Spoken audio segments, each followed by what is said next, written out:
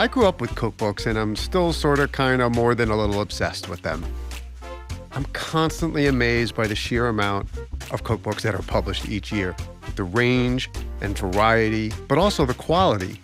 Each year there are at least a dozen, maybe even 24 fascinating titles that I wouldn't mind having on my shelf and cooking from.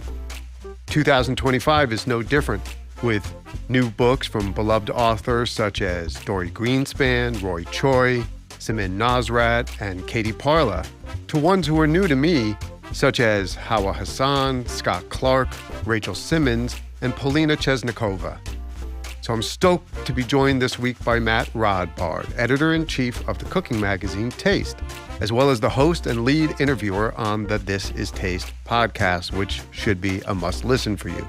Matt's also the author of several cookbooks himself, including 2 with Dookie Hong, Koreatown and Korea World. Matt and I do a deep dive into the cookbook world and also highlight some of our favorite new books of the year. The beauty part about cookbooks is that there is a cookbook for everyone. So sometimes when I read a cookbook, it might not even be for me, but I can think of 3 or 4 people I know who will love it. Think you're going to enjoy this one. Dig in. First of all, I have been having a lot of fun even thinking about chatting with you because, I'm somebody who's square like Gen Xer, 54 years old. So grew up with a mother who not only my mom's Belgian, so she was not an American and she came with a certain set of culinary skills when she moved here, but it was sort of coincided with the Julia Child era. And, my mom certainly read Gourmet magazine. And so I was used to, in the 80s, Silver Palette Cookbook, it's like, just like the sort of generations of cookbooks that are Alfred Portali, when he comes out, how revolutionary those cookbooks are. And so I'm not an expert at all, either as a cook or as somebody who knows cookbooks, but I am a cookbook audience, Yeah. And so just to start, Matt, one of the things that seems on the surface really incongruous is that in our digital age where you can get access to almost everything, including recipes, why do cookbooks still exist? And not only still exist, but still exist in the vibrant, healthy nature that they seem to exist right now. Well, I love the intro to your background because it sounds like you growing up with cookbooks surrounding your world really informed you as a fan early on, and I just love seeing that. And for me, cookbooks currently are in a very cool place, and my work has kind of run parallel with this kind of shift. You made a very good point that right now we can find recipes for anything pretty much anywhere. Broad terms, I think the blog recipe era is dying. AI is an extinction event for those types of online publications. And with that said, there's tremendous recipes via subscription and from some of the major publishers like MIT Cooking. So I think between AI and between this kind of receding blog era and then these really robust America's Test Kitchen, New York Times Cooking, so on, Food and Wine, Milk Street. Milk Street, you can find recipes, more recipes than need to know online.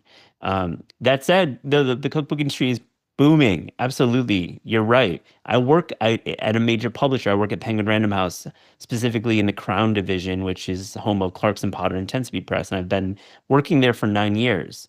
And I'm also an author, so I've published with Clarkson Potter. I've also published with HarperCollins, so I've seen other publishers' work. And while I don't speak for Crown in this environment, I'll just say the way that books are being signed up right now is indicative of this change. People want more from a cookbook than just recipes. They want a story. They want a travelogue. They want a very intimate, portrait of their favorite creator.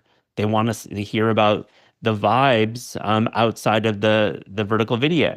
Or And something you'll feel a lot of aspirational pages and spreads in here where he might devote a page that doesn't really have anything to do with cooking, but has to do with life and the way that you approach life, which is an extension of how you cook. Yeah, I mean, you're holding up the Roy Choi cookbook that we published at our division, And I think that's a wonderful example of he used that book to kind of focus on plant-based cooking. There's a lot of plant-based recipes in that book, but he didn't want to do like the plant-based Roy. He wanted to actually give a lot of point of view and wisdom, and the guy has it. He has so much of it to share.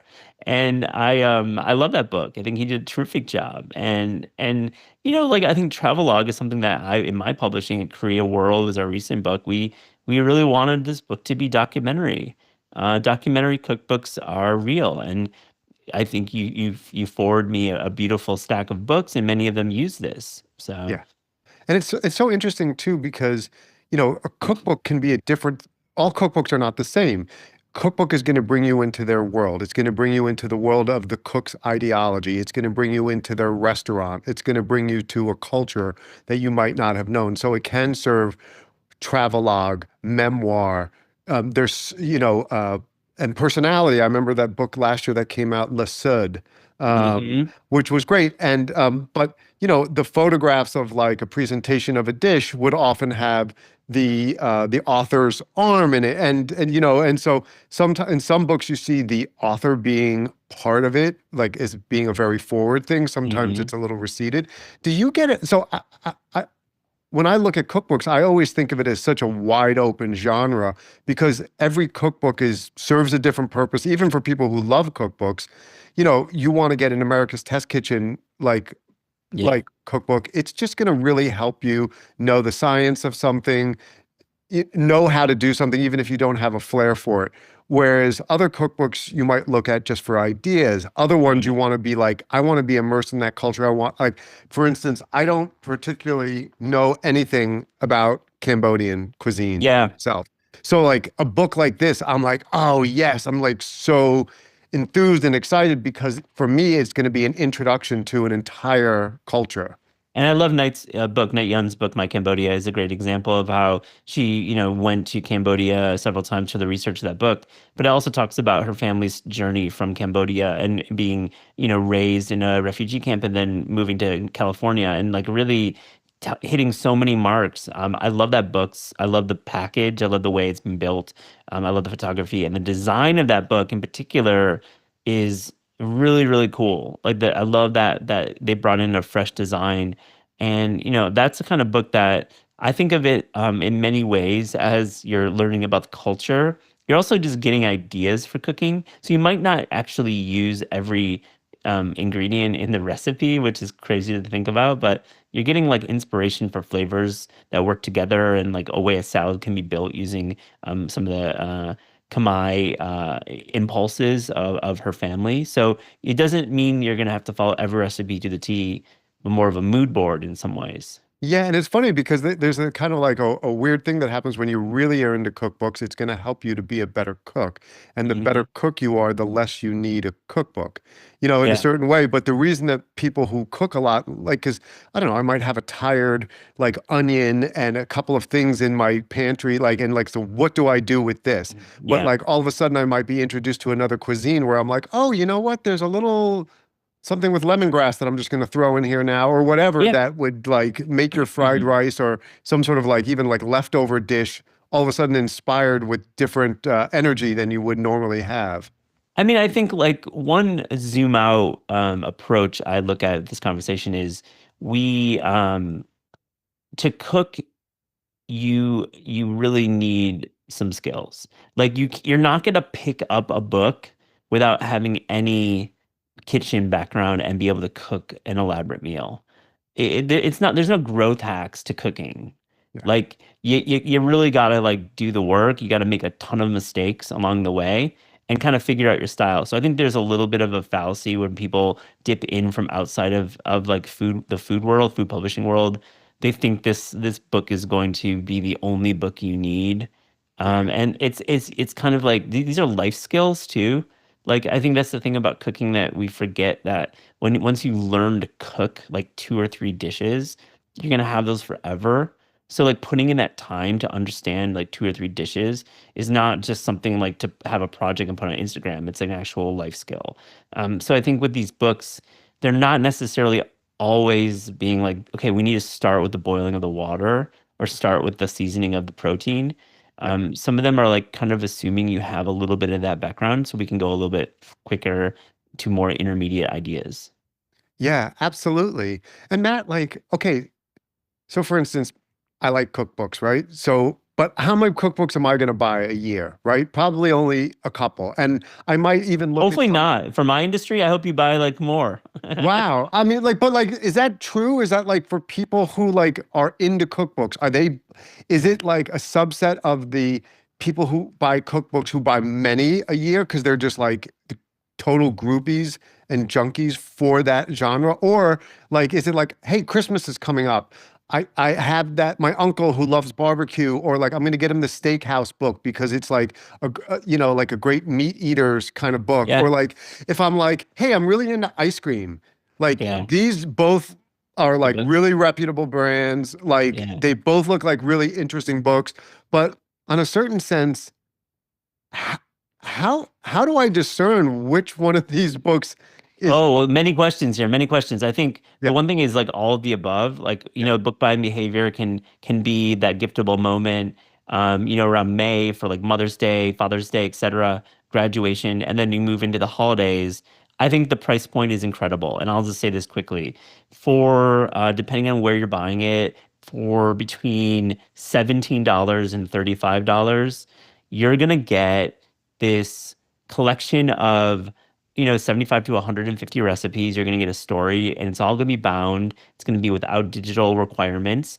And when you look at publishing in general, like some of the magazines out there, and I love indie publishing and all publishing, but magazines, even the BAs of the world, those are $10 cover prices now. And like Cherry Bomb, love those guys. It's like $20 for Cherry Bomb. Support Cherry Bomb. But if you look at the economics of it, you're getting a book for under 20 bucks. And what an affordable luxury. What an affordable luxury to have Dobre Dobre. I love that you have that book in the background of your screen. I mean, and have like no this blew me away, woman dude. who went to Poland and just found, this modern baking scene juxtaposed with this deep history of Jewish baking in Poland. So for like, if you buy that on Amazon today, it's probably like $23 and free shipping. So it's like looking at the economics, like these books um, are so an affordable luxury. Yeah. You're getting so much for so little. So I think people are buying them and collecting them. I think there's like a lot of people who are aspirational to learn about culture through food, which is a lot of work we do at Taste, is like you can really unpack a lot about society through the food we eat. That's a bit of a cliche line, but I think it's true. I believe in it.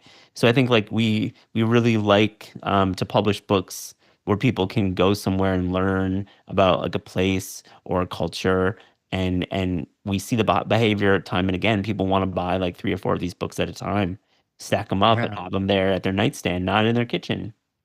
And plus, like, I tend to think, I don't know if this is true, but in my case, cookbooks are things you also keep.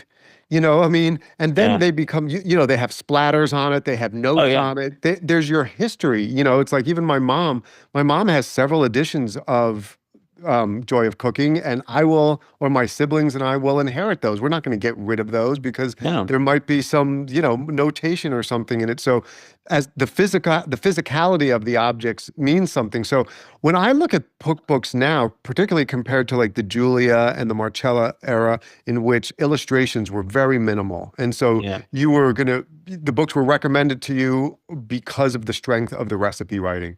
Now, just it being a much more visual world in general, I find when I get a cookbook, I'm looking at it as does this, is this the food porn that does it for me? Is it like, but so I'm eating with my eyes, but like, Yeah. say for instance, if there's like 10, and there's always a lot of Italian cookbooks. So there's Yeah. like 10 new Italian cookbooks this year.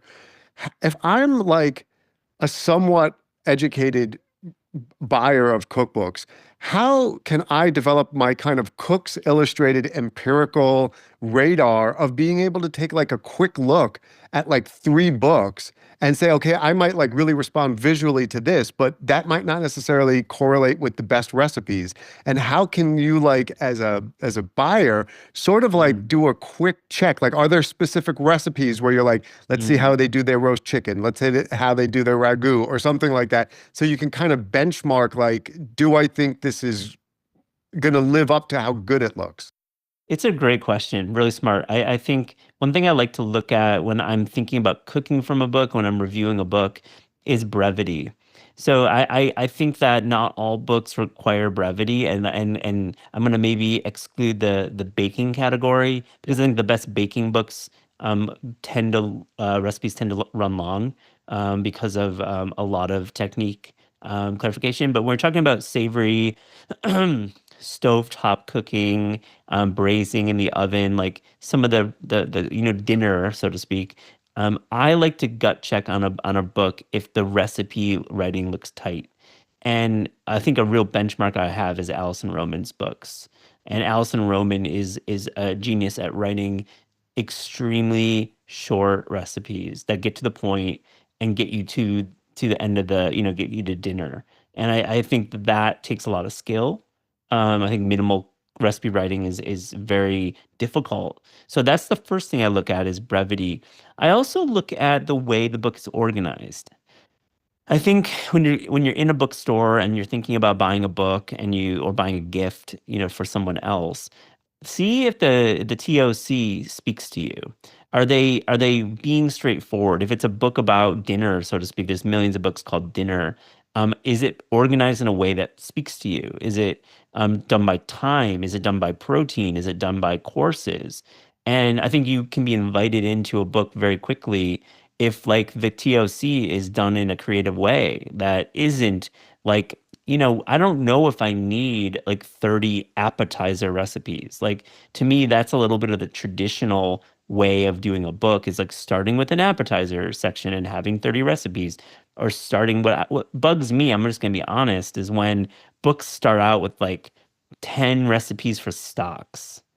Like, I mean, to me that's a fucking buzzkill, like, Yeah. and I just think that pacing is wrong, like, and when I write my books I really think about pacing all the time. I always start with photography, like I always start with 10 spreads of photography. I want to set that table, and then I get into like really interesting great recipes right away, not like this idea of the foundational stocks you need, because again, I don't think people are gonna like be picking up this book without any experience and need to read about stocks. Like, so that's a big no-go for me.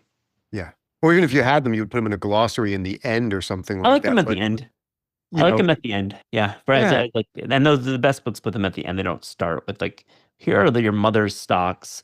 Because like, stock making is important for sure. I wouldn't undermine that. But like it's the being realistic, you're not really going to be making stocks as like right. a Right. intermediate to beginner cook.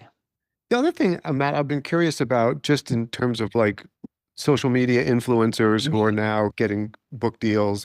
It used to be you would think, oh, someone's got a hot restaurant. Okay, next step, like have the hot restaurant have its own cookbook. And of course, you still see restaurateurs have Yeah. cookbooks, but is that like a trend that has like declined while like somebody who has a, I don't know, a TikTok audience following or something like that, where you're seeing more books come out of quote unquote amateur Yeah. cookbooks? I mean, Yeah. minds. Yeah. Yeah, it's so true. You're right. I think the restaurant cookbook is not a given. Back in the day, it used to be a given. If you got 3 stars New York Times, you had an agent calling you the next day. Yeah. And I worked in this industry and at the end of that era, and at the time it was made sense. It was like you have a buzzy restaurant, you could sell it in the restaurant, you do media, and that's how it works. But that was before the creator era, and I will add to it the Substack era or the paid subscription era. Mm, I think when we're looking at acquisitions, and I look at acquisitions at our division, and give feedback. I don't acquire books or have any say in that, but I look at proposals all the time.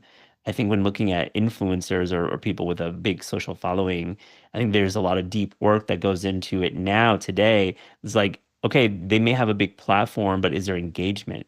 Are people actually like caring about what they're cooking?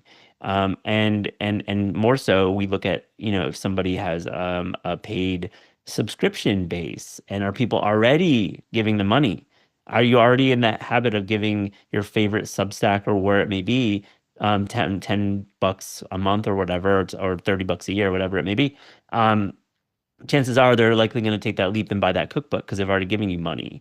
So we judge books in many ways, but I think early days, like 2020, 21, it was challenging to deduce if a creator was going to actually be a successful cookbook author. I think that So interesting. but it's evolved, and at least I speak for our division. I think that there are a lot of proposals that come through that there may be a really nice platform, but they don't have perhaps the strongest idea for the book, or it doesn't fit into what we're trying to do as a publisher. And And Matt, those books get rejected. Matt, what figures into the aesthetics, the aesthetic choices? And what I'm thinking about is it economics or is it personal preference when a book has, I really like this book quite a bit. Yeah, I have Um, that and book. and there was a jam recipe, a plum jam recipe to roast in the oven, which I made and I've loved. Dude, But Alex, you're nice. You got some skills. You're nice. well, You're nice. You're nice. these You are have the some. things that are engaging, but this is a matte finish book. And I've noticed that books either have a matte finish with color photographs or glossy pages with glossy photographs. Is this somebody's personal preference or is this an economic decision? Yeah, Well, I love it. It's a good nerdy book making question. I mean, we'll start with cover design. yeah. And I'll say, as an author, I'll speak as an author, not as a somebody who works the publisher. I would say that my experience has been that is where you get the least amount of freedom. I think that publishers, and we do a great job, we give our authors incredible bandwidth to do the book they want to do. Like, we want authors to make the book they're proud of and happy with. But when it comes to cover design, that is an economic decision. The cover needs to work. It needs to really stand out on the table. It needs to stand out online in the small Amazon caption. It needs to work in media. And there's a lot of scrutiny, and talented teams on the design side who go through many different rounds of covers. So covers, and titles and subtitles and all, I mean, there's lots of decisions there, and I think authors and publishers share ideas, and it can be long and drawn out. Some covers, our Korea World, our cover, which I love, where we ended up with that was a very quick process. Our designer Robert Diaz mocked it up based on a photo that Alex Lau had taken in Seoul, and he had this great idea for. He made a number of very smart choices right away, and that cover made it through very quickly, and I was grateful because I love that cover. But my first book, Koreatown, we went through a lot of different covers, a lot of different font treatments, and it was my first book, so I didn't really know much, so I was kind of in the weeds.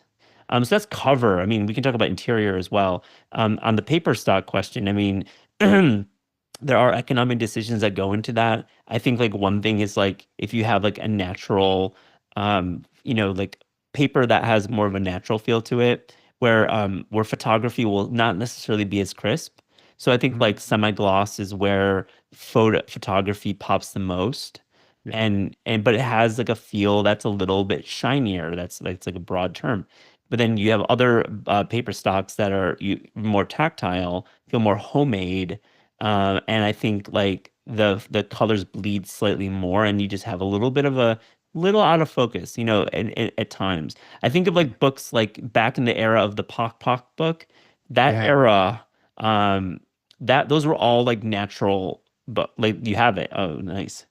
Those were books that were done with that natural stock, and you can feel it.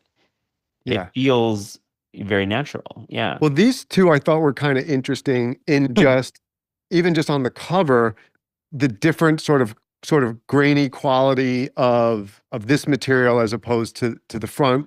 Um, and also, I mean, this book out of California Mhm. was like jarring to me, this color, you know?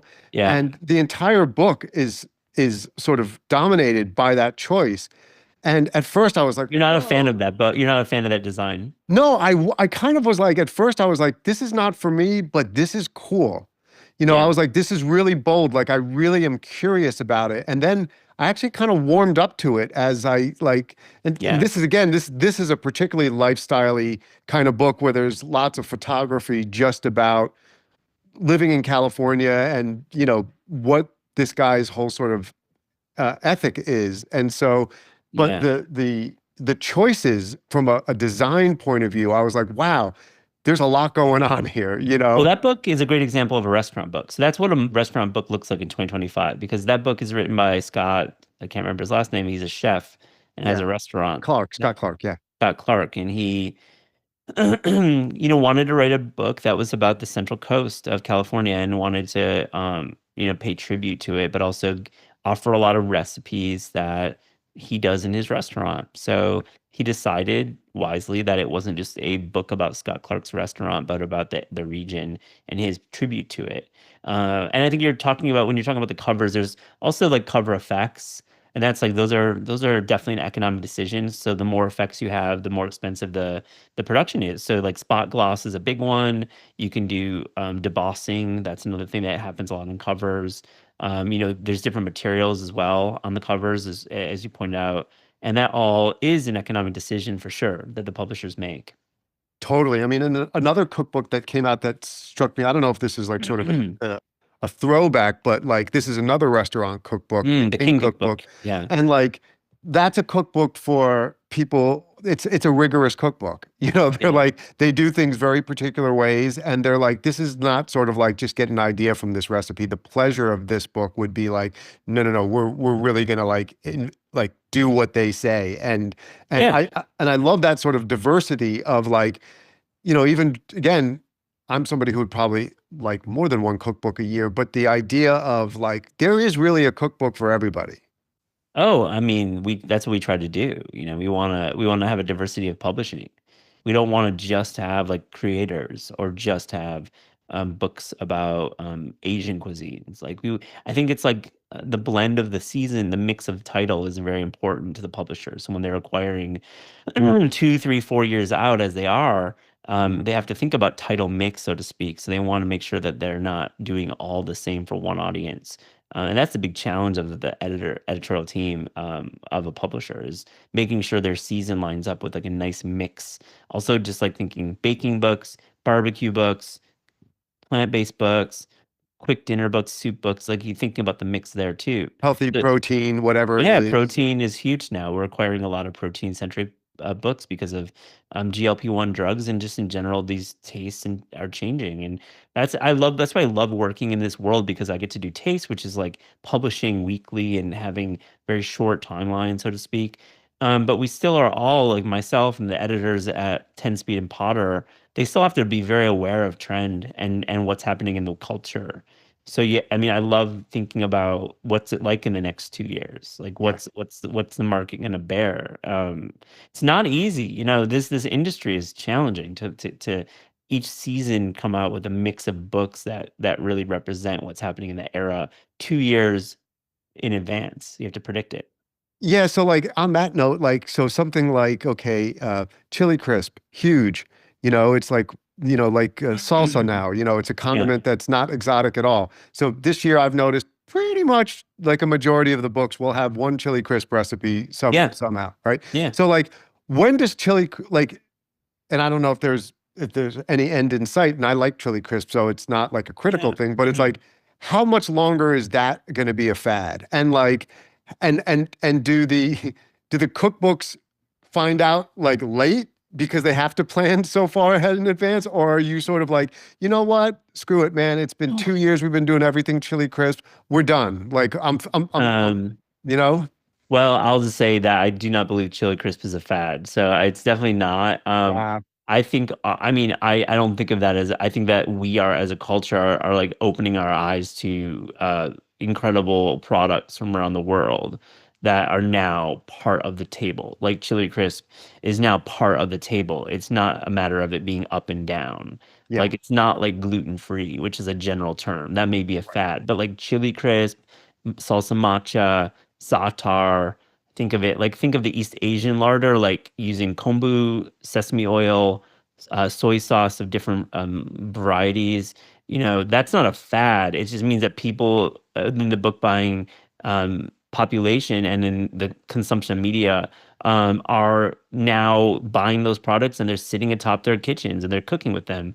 Yeah. And yeah, look at like the tip of the spear is really like New York Times Cooking in many ways. Like they're trying to set the agenda and they are not like abandoning chili crisp, like Mhm. which is and I'm happy for it. Like I'm happy that we have a mature food media consumption population that wants to continue this journey. And we're not like, well, this is in, this is out. I think back maybe 10 years ago, food media was probably a little more obsessed with this is the hot ingredient. This one is not hot.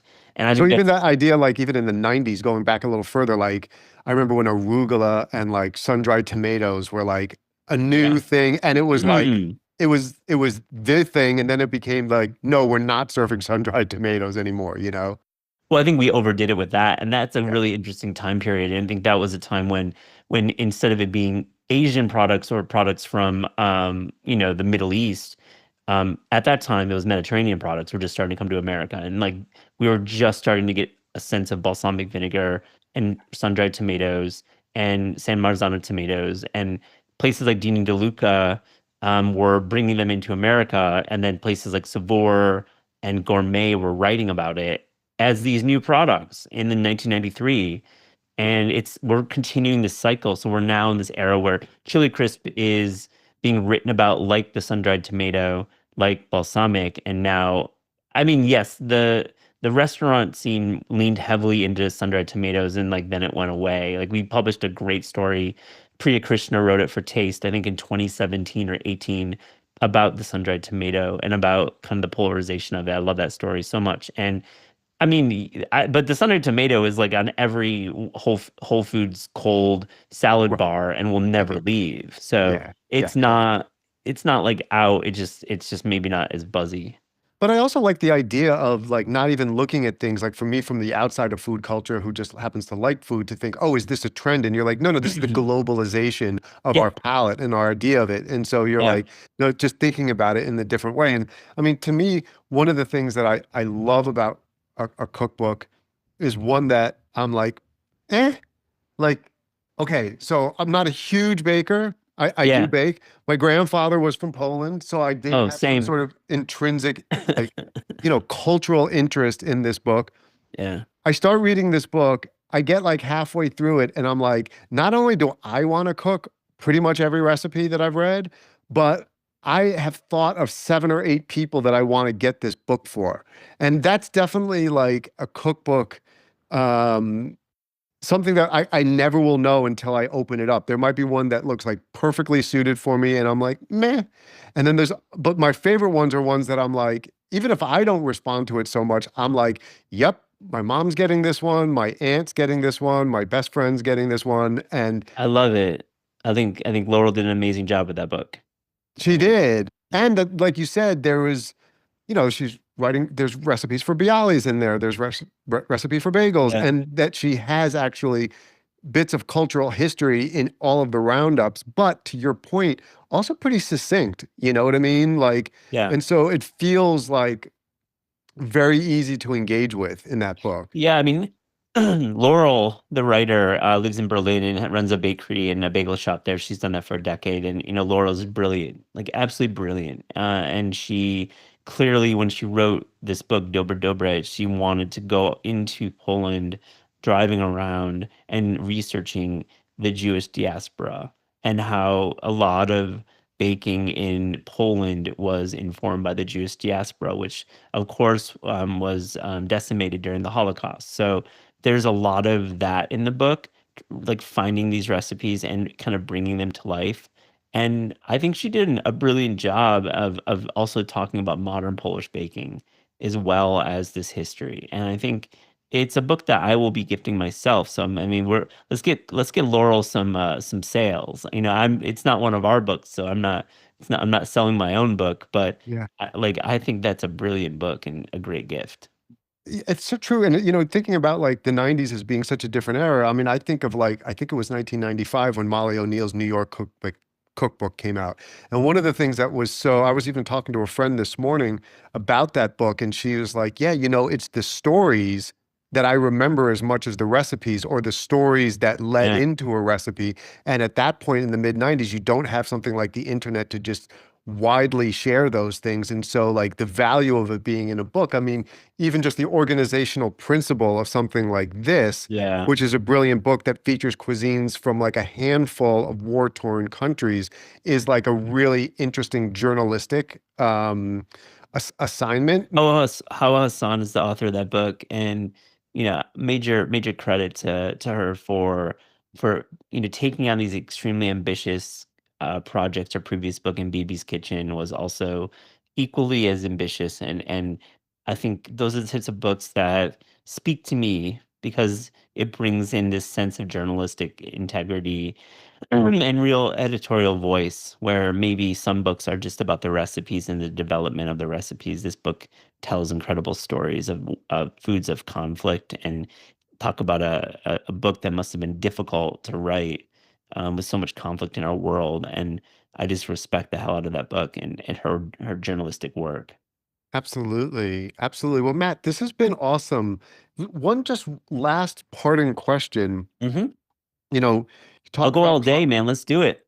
I mean, you just talked about Clarkson Potter and you talk about 10 Speed Press, and there's definitely a few publishers that I can recognize, even Chronicle, I can recognize Yeah. from, the binding. Okay, I know that I'm probably gonna think that this is gonna be quality because I'm buying from this company. Are there any other publishers that Yeah. just like your cookbook buying public should like keep aware of and be like, yeah, this is gonna mean a good stamp of approval here? Oh yeah, I mean, I love that you think about publishers, because like we, as a publisher, we're not as brand centric as other media companies. I think that's Yeah. the one thing about book publishing, is like we assume the reader is not looking at the spine and the bottom part of the spine at the little illustration of the publishing house. I think they're typically looking at the content of the book. Um, but that said, there's lots of great publishers. I mean, you mentioned our Clarkson Potter tends to be press. I think long history there. I love both houses. They're quite unique and distinct in their publishing. I've always been a fan of Artisan, which is part of the Workman Publishing Group. I think Artisan has always had an eye on, I would say, doing less titles and more, and just like really digging in with these titles. And I think that they did the French Laundry Cookbook years ago, and that was like one of a big title then, and I would say one of the best selling restaurant books of all time. Like 300, 400,000 were sold. But they also have done like Sean Brock's books, Edward Lee's books. Those are two that come to mind. My friend Nadia Cho wrote a book called Jang, which was a really interesting look at this foundational Korean ingredient, jang, which was, gochujang, tenjang, and ganjang. That was a artisan book. So I love that house a lot.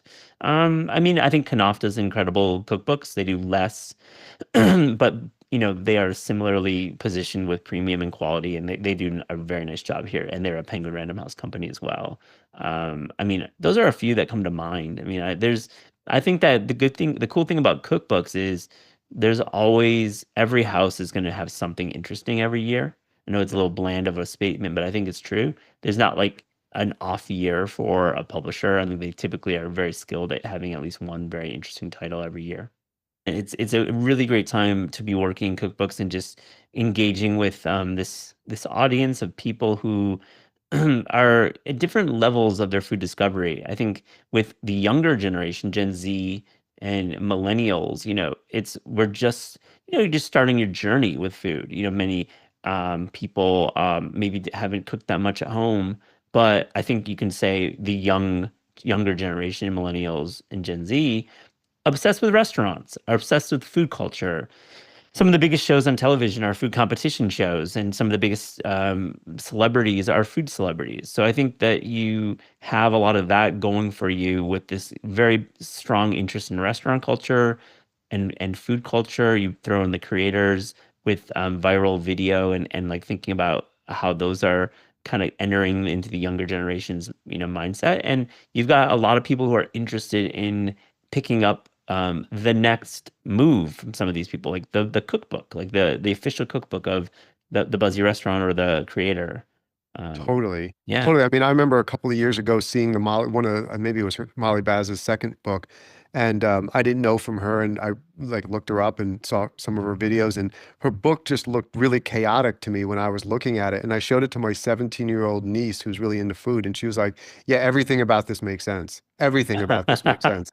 And I was like, and so then it was like, it was looking at an initial critical response that I had, and I said, "Well, it's not to say that I'm right." You know what I mean? It's like, and if like different generations are processing things, I even saw, like Chronicle put this out, right? And Yeah, so at yeah, first I was like, "Man, like, is this going to be any good?" But there's like yeah, lots of infographics on yeah. it, and I was sort of like, the more I looked at it, I was kind of like, "Man, I get it. Like, this is kind of cool. It's making my brain think a little bit differently." Oh yeah. But I like that idea too, that like, even something as simple as like layout design, it's going to hit different generations' eyes and even the way that we think about things differently. And I like the idea that now I'm old enough that things are being designed for younger read audiences in certain cases.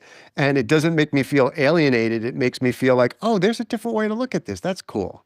I love it. I mean, that's maturity, right? You can't like, shit talk the younger generation. You get to a certain age. I agree with Molly Baz. She's one of our authors. I love what she does, and I think the chaos is definitely calculated, and she has a really, really, really strong voice and is such an incredible recipe developer.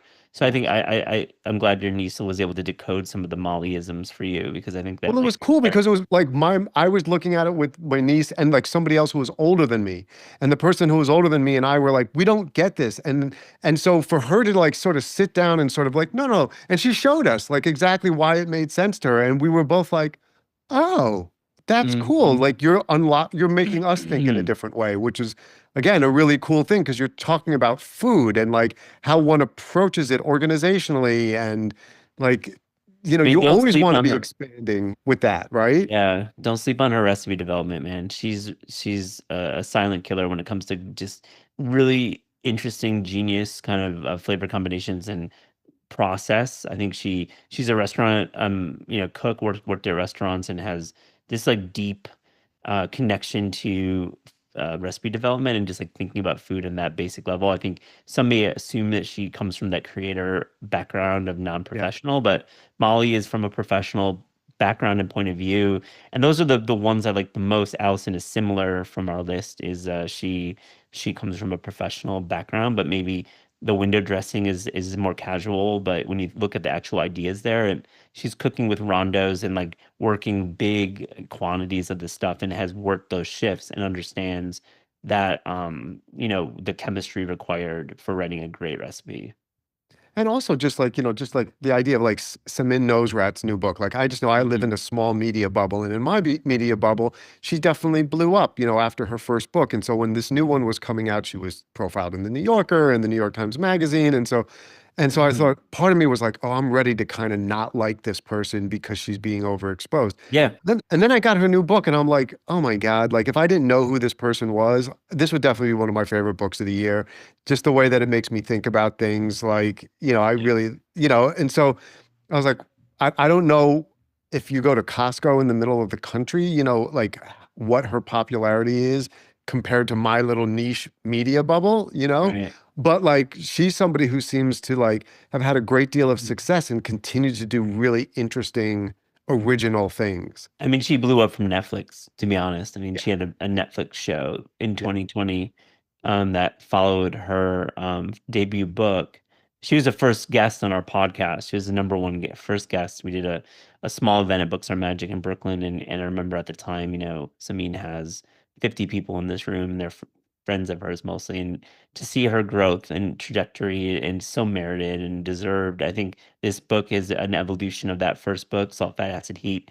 And there's a lengthy delay between the two books, which I think is smart for her. She really wanted to write the book she wanted to write, and there's a lot of writing in this book. A lot of like personal stories, and she writes a lot about cooking for a community in the Bay Area, and it has communal dinners, and a big part of this book was to kind of surface that idea of community. And I think she does it in a charming way. She does it in a specific way. It's not glossed over. It's not done for virtue signaling purposes. Think she's like living her own life, and I think it is one of the best books of the year, and it will definitely be acknowledged next year during award season for sure.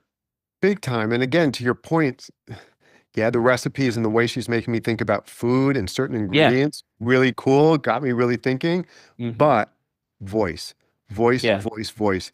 Excuse me, she can write. She can really write. And there's no substitute for authenticity on the Yeah. page, right? And so, part of what, like, to your point, like the memoir stuff that she's got in there, even just talking candidly about her own life, and, it's incredibly compelling. Oh yeah. I mean, I wish her all the best with her future books, and I know she's just such a force in media now, and I think her book has shown up at Target in the Midwest and Costco in the South. I think people really respond to her, and it has a cool jacket design, and they did a nice job with that book. And completely different from the first one too, which is Yeah. cool. Yeah, totally. I really like it. Matt, this was awesome, dude. Thanks, Alex. I'm always here to talk about food and cookbooks and media. Yeah, Love what man. you write. I love your Substack. I love the passion you have for not just food but just culture in general. Big fan of your work. Thank you, man. Appreciate that. Thanks again to Matt Rodbard for stopping by and freaking dropping so much knowledge on us. Plus, he's a nice guy, but oh my God, mind expanded. This is great. I'm hungry. Want to buy some books?